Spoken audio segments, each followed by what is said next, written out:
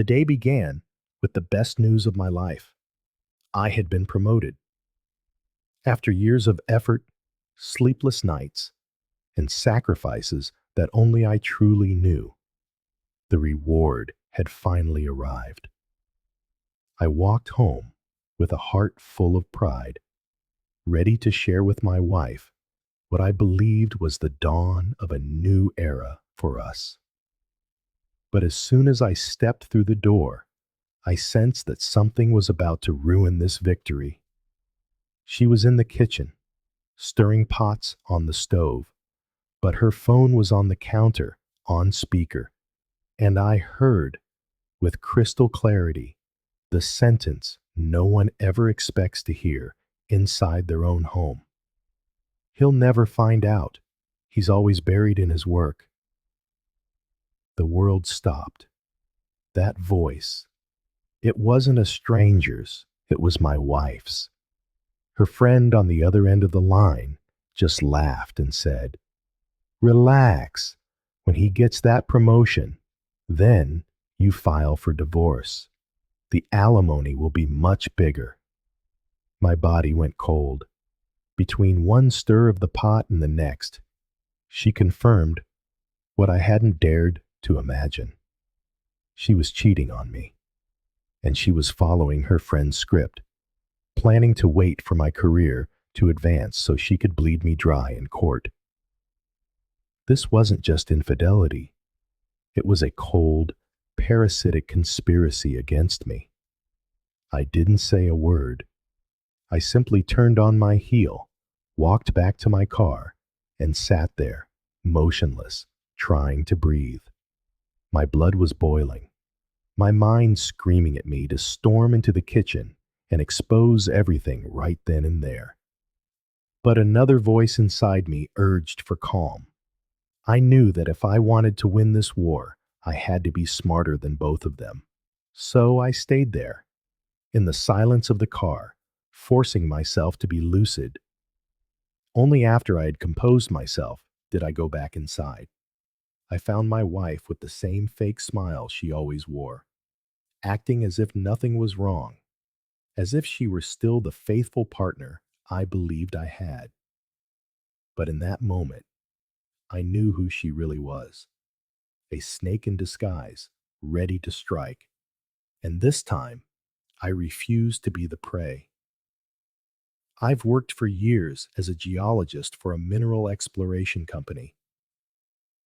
It's a tough job, often far from home, surrounded by maps, rocks, and calculations. But I always believed it was worth it because I thought all that sweat would pay off within the walls of my home. It had been 14 years of marriage, a life built together, or so I thought. We never had children. We tried, of course. We went through clinics, consultations, and expensive treatments that drained our savings and our hope. After years of failed attempts, the truth made itself known. Her body wouldn't allow it.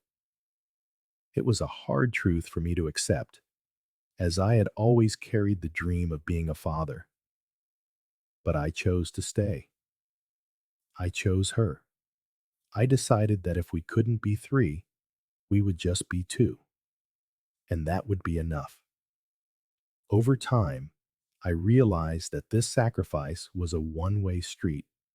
She never held down a job. She jumped from one position to another, never satisfied, always finding fault. Then, 5 years into our marriage, she gave up on working altogether. "It's not for me," she'd said, and that was that. From then on, I paid for everything. The bills, the house, and even her whims, which grew in proportion to how much my salary seemed to shrink. I never complained. I played the role of the provider, believing it was part of love, part of the mission I had accepted on our wedding day. Little did I know that my devotion would be used against me. While I shouldered the weight of our life together, She was already drafting ways to turn my effort into currency for her own gain. And that's why, when I heard that conversation in the kitchen, everything clicked into place. I wasn't her husband, I was her investment. To this day, I can still hear the sound of the spoon clanking against the pot, mixed with her voice on speakerphone. It was the most ordinary domestic scene, poisoned by the cruelest words I had ever heard. It wasn't just the betrayal that crushed me, it was the casualness with which she admitted it, as if confessing her scheme was just another household chore. My mind collapsed. It was as if our entire marriage was playing out before my eyes in slow motion. Every memory, every gesture of affection, every whispered promise, it all felt contaminated. I no longer saw love, only self-interest. The indignation came in waves. First, the pain of knowing the woman I had given my life to saw me not as a husband, but as a meal ticket. Then, the anger at myself for having accepted so much, for carrying everything alone, believing we were in it together. In her eyes, I had already become a bank account with a social security number. I understood then that I couldn't act on impulse. If I exploded, I would lose more than just my dignity. I needed to think like they were thinking, strategically. From that moment on, I decided I would not be the victim. I would be the one to direct the next act of this story. And with that bitter clarity, I planned my first move, to seek help where they would least expect it. After days of silently stewing over everything, I decided I couldn't face this alone. I needed someone who understood the game and could teach me how to play it better. That's when I remembered a lawyer I followed on Instagram. She had a reputation for being tough, a specialist in divorce cases, known for defending men who were about to lose everything.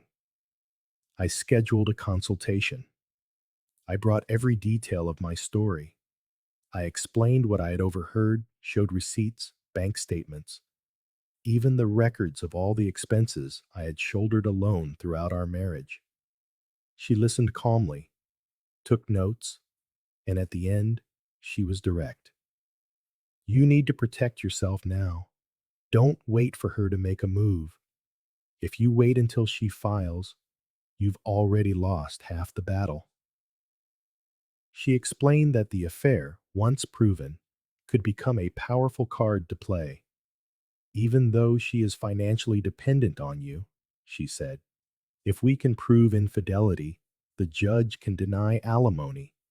What seems like your weakness right now can become your strength. For the first time, I realized that my pain could be turned into a legal weapon. I left her office with a clear list of steps. The first was to organize all the evidence, messages, expenses, medical records from the fertility treatments, documents showing she had never contributed financially. The second was to protect my money, transfers, secure investments, nothing held jointly anymore. And above all, I had to gather clear proof of the affair, leaving no room for denial. I had to prepare the battlefield before the war began. While she thought she was fooling me, I was already plotting every move to turn the tables in court. I maintained the routine of a normal husband. I kept smiling at dinner, asking about her day, feigning normalcy. But in secret, I was organizing every piece of evidence, receipts, statements, medical records, all filed away in secure folders. Still, the most important piece was missing: proven infidelity.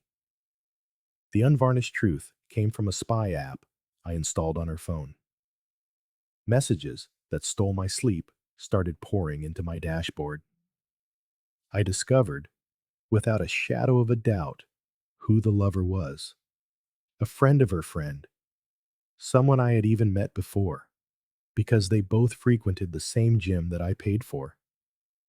The height of irony, I was even paying for the venue where she betrayed me. Their conversations were explicit. He called her my escape. She melted into cheap promises, and with her friend, the dialogues were even more cruel. The two of them plotted like partners in a heist. One of her messages to her friend was pure venom. 14 years of putting up with him for what he could give me. If I couldn't have children to help me in my old age, at least I have to secure my future with our money. Every word was saved. Screenshots, audio files, dates, all archived in a secure cloud. Now, it wasn't just my word against hers. It was documentary evidence, undeniable. And every night she slept beside me, believing the game was hers to win, I smiled inwardly. While she was laughing with her lover at the gym I paid for, I was collecting the evidence that would destroy her in court. A few days later, I had already been to the courthouse with my lawyer. The divorce was filed, signed, and accompanied by all the evidence. Messages from the spy app, screenshots of conversations with her lover, the venomous dialogues with her friend, and bank statements showing that for 14 years she had been nothing more than a dependent. It wasn't a threat. It was official. The right moment came when she invented another night out with her friend. But through the spy app, I knew the truth. There was no girls' night. Her destination was her lover. I waited for the door to close, listened as silence filled the house, and knew it was time to act. I went into our bedroom, took my clothes from the closet, and folded each piece with a calm, deliberate hand. This was an escape. This was strategy. I put everything in the car and drove to my sister's house.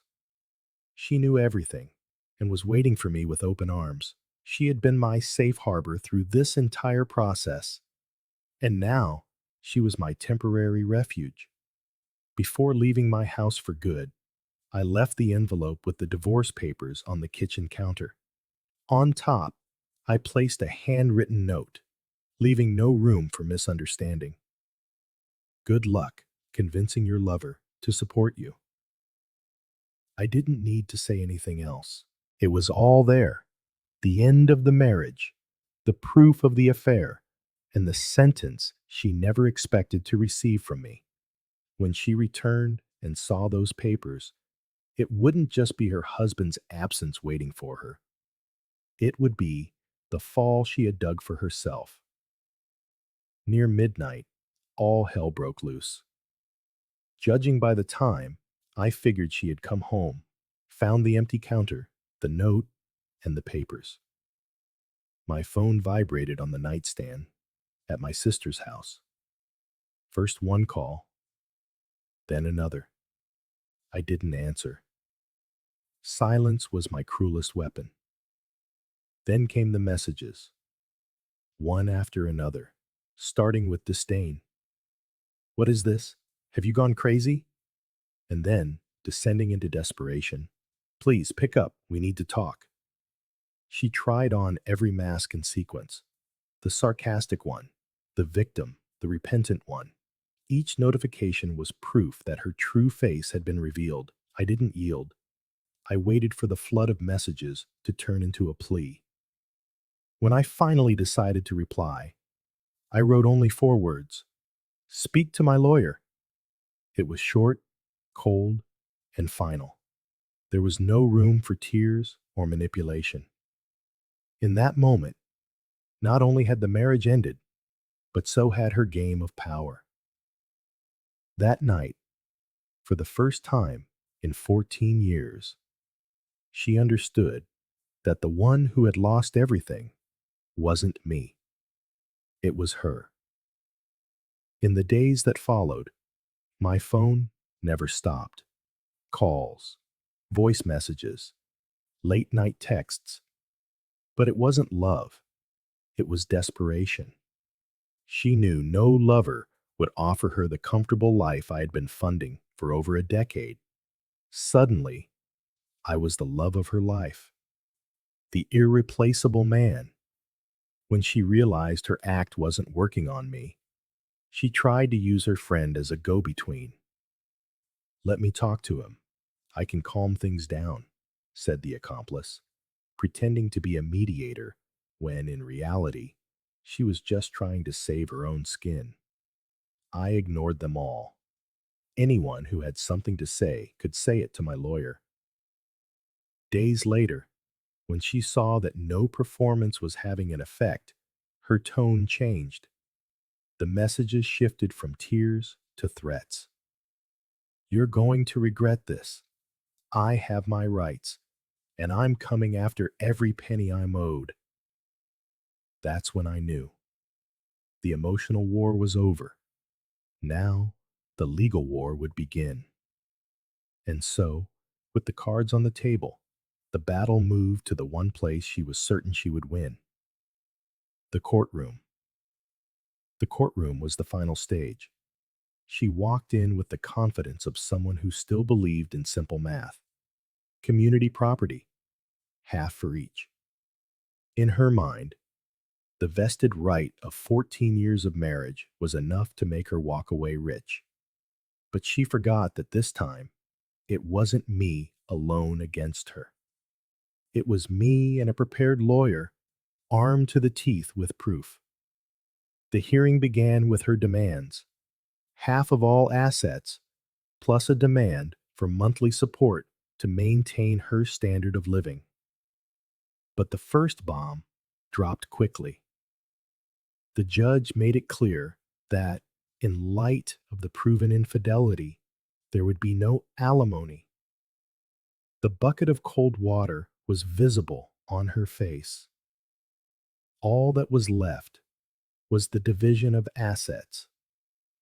That's when my lawyer dismantled her case, piece by piece. She started with the house, a two-story home still under a mortgage, purchased in our 8th year of marriage, but paid for entirely by me. The judge ruled that she was entitled to only half of the equity already paid off, which, ironically, would be offset by the money she had siphoned off to fund her affair. The judge then ordered her to vacate the property within 30 days, giving her time to collect her things and disappear from my life. After that period, possession would be entirely mine. Next, the cars. I had a utility vehicle acquired before the marriage. Untouchable. The sedan, purchased during the marriage, was given to her, but with one condition: she had to assume the remaining car payments on her own.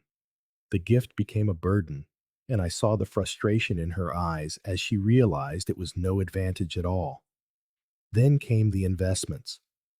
Many were from before the marriage, or were the result of an inheritance, automatically excluded from the division. The little that remained in our joint accounts was further reduced because my lawyer proved that a portion of that money had been used by her to pay for gym memberships, motels, dinners, and even gifts for her lover. This evidence was devastating. The judge recognized bad faith and made it clear she would not tolerate unjust enrichment at my expense. The final judgment was merciless: a reduced division of assets, no alimony, and the primary assets secured as mine. She walked away with a car in debt and only a fraction of the house's value, far less than she had schemed to get. The look of utter defeat on her face was all the proof I needed that justice had been served. In the end, she didn't just lose the life of luxury she had been leading. She lost her innocent facade, revealing herself as nothing more than an unmasked opportunist. And she discovered, far too late, that when you dig your own abyss, you eventually have to fall into it. 30 days after the ruling, she packed her bags and left the house. She didn't go to the wealthy friend who had always interfered in our lives. She never even managed to marry him. She claimed there was no room for him in her rented apartment. Fate had other plans for her. At 46, she had to move back in with her retired parents. She was forced to face the reality she had always avoided: waking up early, going to work every day, and surviving on a meager salary. The lavish lifestyle she loved to flaunt on social media was over. Her elderly parents couldn't bankroll her expensive restaurants, designer clothes, and luxury gym memberships. What was once a whim was now a burden. The affair with her lover didn't last either. He was only 35, younger, and it was obvious he would never fully commit to her. For him, it was an adventure, never a long-term plan. When he realized she no longer had the comfort I paid for, he disappeared, and she was left alone. No lover, no husband, no life of luxury she so desperately craved. 3 months later, she had the audacity to try and contact me. Messages asking for a talk, speaking of forgiveness and regret. But what I saw wasn't remorse. It was desperation. The weight of having to make a living without shortcuts was crushing her. I read every message, but replied to none. Silence was the answer she deserved. Until one day, as I was leaving my office building, the inevitable happened. A face-to-face encounter. She was leaning against the gate, waiting. My heart raced for a second, but then it steadied. I owed her nothing. She took 2 steps forward and tried to smile, but it was a tired, sad smile. I, on the other hand, had changed. I decided to take care of myself. I joined a gym, fixed my diet, started sleeping better. In just a few months, I was like a new man, lighter, stronger, even younger. The difference between us was stark. She looked like she had aged a decade, deep dark circles under her eyes, her hair unkempt, her clothes simple. Her mouth trembled when she saw me up close, her eyes scanning my body as if trying to reclaim what she had lost. "Can we talk?" she ventured, her voice low, almost pleading. "There's nothing left to say," I replied, my tone even. "I made a mistake. You don't understand. I was confused, but I still love you." Love. Love doesn't demand alimony while sleeping with someone else. Look at you and look at me. See the difference? I grew without you. You sank without me. She tried to step closer, her hands trembling. "I regret it. I swear. I can change." I shook my head firmly. "Regret doesn't bring back respect. And you lost mine the day you chose a cheap lover over the life you had with me." She tried to approach again, but I took a step back. In that instant, the question hammered in my mind. What did I ever see in her all those years ago? Because standing before me, there was nothing left. No beauty, no charm, no dignity, just the weight of wrong choices and the emptiness of someone reaping what they sowed. I didn't linger. I walked past her with the same calm she never knew how to possess. Behind me, I heard muffled sobs, but I didn't look back. She no longer even deserved my compassion. Today marks 1 year since the divorce. She had to start over from scratch, all because she couldn't keep her legs closed or honor the vows she made at the altar. And me, with every day that passed without having to pay for her whims, I watched my money grow. It was as if she had been a weight tied to my back, preventing my real earnings from showing. When I let her go, I realized how much further I could go without her. In the end, I wasn't the one who lost. She was. She, who traded a secure life for the illusion of a lover and her own greed. And so, family, do you see the irony? She spent 14 years leeching, scheming, and waiting for the right moment to strike. In the end, she lost everything. Not just the marriage. She lost the comfort, the lover, and even her facade of being a self-assured woman. Today, she lives on a meager salary, while I continue to thrive. The moral of the story? Betrayal doesn't bring a future, only misery and shame. And now I want to hear from you.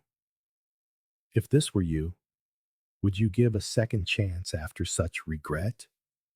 Or would you do the same as him? Turn your back and never look back. Leave your opinion in the comments below. While you're at it, go ahead and subscribe to the channel. Hit that notification bell and share this video with someone who needs to hear this story. Here, every week, we have more stories and more lessons that life teaches in the harshest way possible.